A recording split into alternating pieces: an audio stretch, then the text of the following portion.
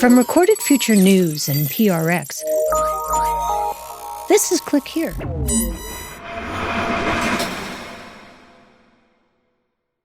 It feels like 2025 may be a really good year for cyber. I am cautiously optimistic that we will all be a little bit safer and a little bit more secure. Wow, an optimist.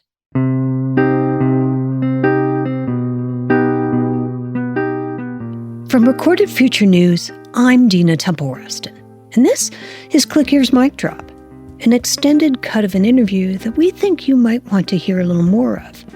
And today, we want to talk about how 2024 provided the first indication that law enforcement was starting to get its arms around the problem of ransomware. And the first glimmer of hope came in February, when law enforcement in the US and UK took aim at a group called Lockbit. The FBI says it infiltrated one of the world's most prolific hacker gangs and shut down its site on the dark web. It's been a crazy year. It's shocked everyone. It turns out that was the beginning of a banner year of cybercriminal takedowns that forced cybercriminals to completely restructure the way they operate, which is why we called Alexander Leslie. He's a threat intelligence analyst at Recorded Future. Recorded Future News is an editorially independent arm of the company. And he said that 2024 was like nothing he'd ever seen before. Every time a new seizure comes out, everyone's like immediately on social media, freaking out, talking about if we knew anyone, like going back retroactively through leaks and reports and like, oh my gosh, all of this makes sense now. In 2025, he expects law enforcement to crack down on cybercriminals even more. Stay with us.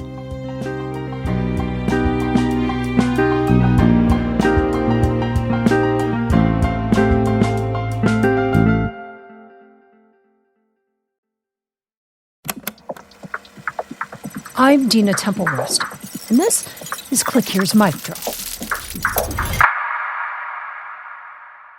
To understand why the Lockbit takedown was so important, you have to understand that the group's specialty was something called ransomware as a service. Think of it as a one-stop shop for cybercrime, with a business model that's both frighteningly efficient and oddly relatable. Instead of a lone hacker cracking into some network and holding it hostage, Lockbit offered an entire ecosystem. Prepackaged ransomware kits, malware, templates to help criminals negotiate ransoms, even a dashboard that allowed someone to keep track of their victims. And then this happened. The FBI and international law enforcement agencies have arrested and indicted 2 Russian nationals tied to the notorious ransomware group known as Lockbit. So we think about like Lockbit being a center of power for ransomware, right? Everyone would go to Lockbit. Lockbit was the biggest affiliate program in the world. A coalition of law enforcement officials in more than 11 countries, including the UK and the US, seized Lockbit's servers, grabbed its source code, and vacuumed up their internal chats. And just like that, a Russian-speaking cyber gang responsible for everything from stealing data from Boeing to helping hack hospitals and schools around the globe suddenly found itself on its knees.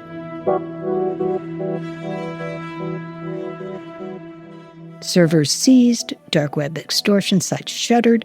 Officials even grabbed the code that would allow Lockbit's victims to decrypt and recover what Lockbit had stolen. Alexander Leslie said researchers like him were shocked. Researchers in general are taken aback at the pace and the volume of law enforcement activity, not just by the US, but throughout Europe, throughout Asia, international organizations and coordinating efforts with Europol and Interpol. We've been shocked by all of this. Law enforcement even created an old-fashioned wanted poster and posted it online. It had a couple of pictures of a guy they said was Lockbit's leader, someone who went by the name Lockbit Sub. Officials said he was actually a Russian national named Dmitry Horoshev. The leader of Lockbit, the world's most infamous cybercrime gang, has just been doxxed by law enforcement. We convinced Lockbit Sub to talk to us shortly after that happened. And we talked to him through an encrypted app and had someone voice his replies. And he said, maybe not too surprisingly, that they had the wrong guy. I'm very interested in how the FBI decided I was Dmitry Khoroshov. How did they find this person? Based on what facts? In one way, whether they doxed the right guy or not hardly matters. Alexander says the operation against Lockbit had an incredible knock-on effect. The same way a big drug bust against a cartel might disrupt drug trafficking more generally. Once that is gone, once a major cartel organization like that disappears, we see this immediate destabilization in the overall number of companies worldwide that are attacked or are publicly disclosed on the dark web. And the Lockbit takedown was a warning.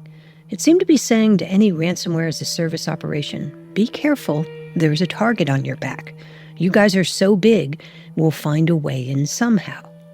So ransomware as a service groups like Lockbit began to break up their operations into smaller, more component parts, so they'd be harder to find and takedowns, when they happened, wouldn't be so devastating. So is it wrong to think of it as almost like metastasis, whereas before you had sort of a big tumor that you could look at, and now it could be anywhere? I think that's a great metaphor for what we're seeing. It parallels what we're seeing because, I hate to kind of use cancer metaphors in general, but it has spread, right? What we've effectively seen is ransomware has gone through several stages of evolution.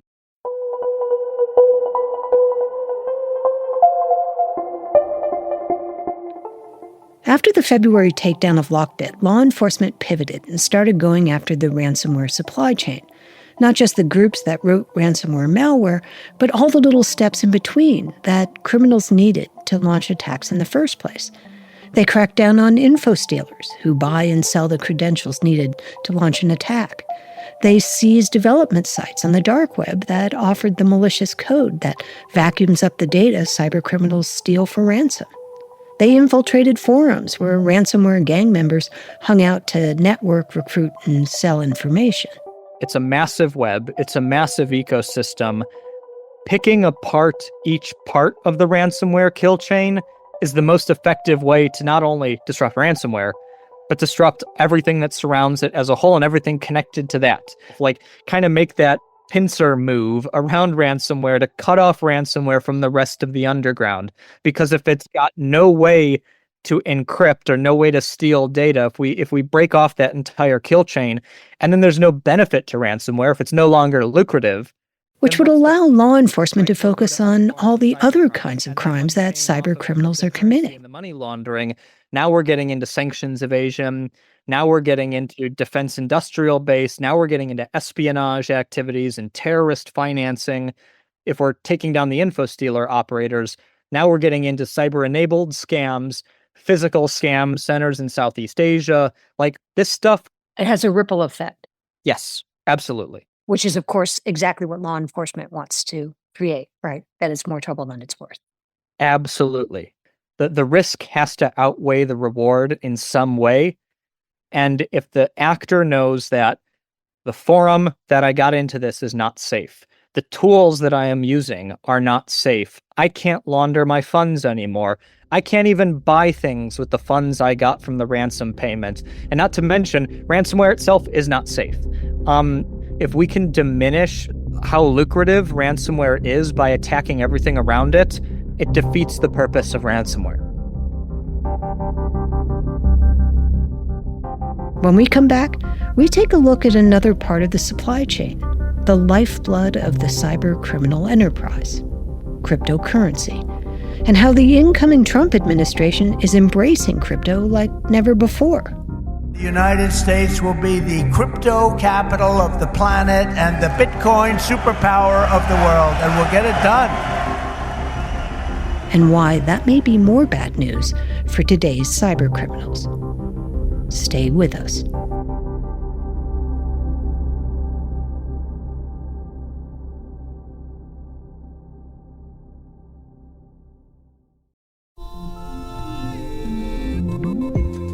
You come to the New Yorker Radio Hour for conversations that go deeper with people you really want to hear from, whether it's Bruce Springsteen or Questlove or Olivia Rodrigo. Liz Cheney, or the godfather of artificial intelligence, Geoffrey Hinton, or some of my extraordinarily well-informed colleagues at The New Yorker. So join us every week on The New Yorker Radio Hour, wherever you listen to podcasts.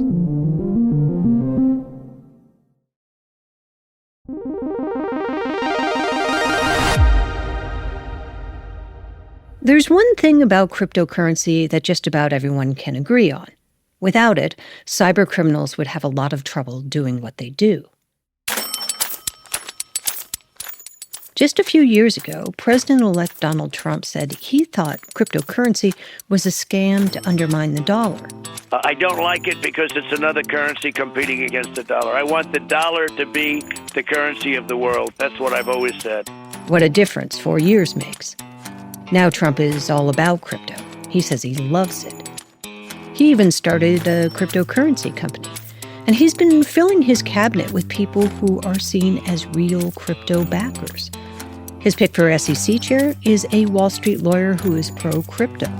Trump's nominee for Commerce Secretary runs a global financial services firm called Cantor Fitzgerald, which has made no secret of wanting to embrace crypto too. So I asked Alex if he thought this was going to give criminals more space to maneuver, and his answer surprised me. I think as the public and as our policymakers become more aware of cryptocurrency and not just Bitcoin, digital assets as a whole, meme coins, altcoins, NFTs, like as this stuff expands and as people really understand this and it becomes mainstream, I think it actually takes power away from the cyber criminals who have been operating behind a curtain for a long time. Alex says that a better understanding of cryptocurrency and how it works will only make it harder for crypto criminals to hide behind it.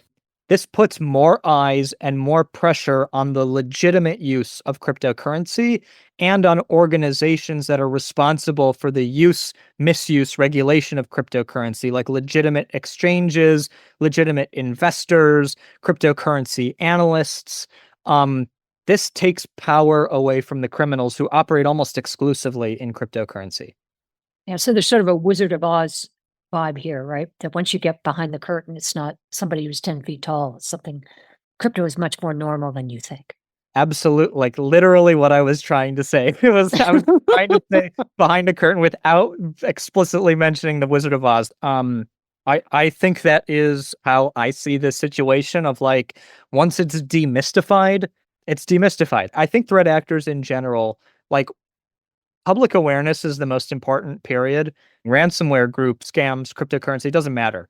Any form of cyber that the public knows about in any capacity changes the outlook of cyber because cyber is effective because it's a boogeyman.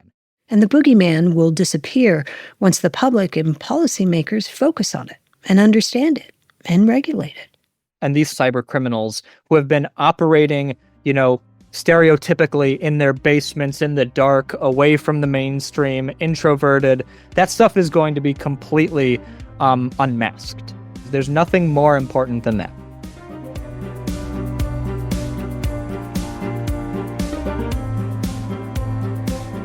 From Recorded Future News, this has been Click Here's Mic Drop. It was written and produced by Megan Dietrich, Sean Powers, Erica Gaida, and me, Tina Temple-Raston. It was edited by Karen Duffin. We'll be back on Tuesday with an all-new episode of Click Here. Have a great weekend.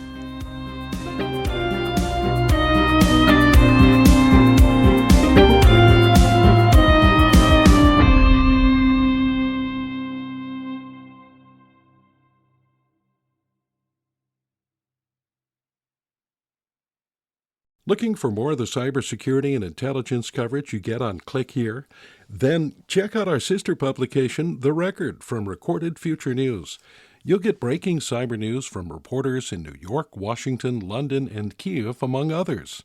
And you'll see for yourself why it attracts hundreds of thousands of page views every month. Just go to therecord.media.